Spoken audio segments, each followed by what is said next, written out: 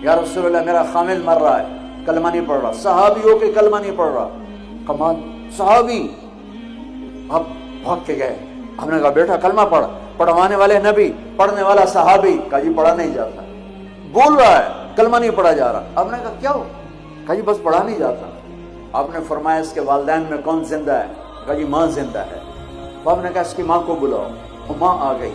آپ نے فرمایا علقمہ کی ماں تو بیٹے سے ناراض تو نہیں؟ سننا بچوں، غور سے سننا، یہ بچیاں بھی غور سے سن۔ کہا جی میں ناراض ہوں، ناراض ہوں۔ کہا تجھے کیا ناراضگی ہے؟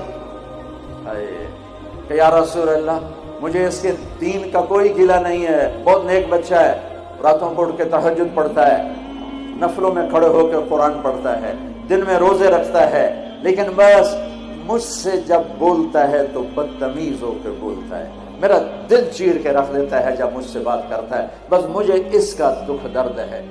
آپ نے فرمایا معاف کرو گی؟ کہ جی نہیں چاہتا۔ آپ نے فرمایا میں آگ لگاؤں تو سفارش کرو گی؟ کہا جی آگ میں تو نہیں دیکھ سکتے، سفارش کروں۔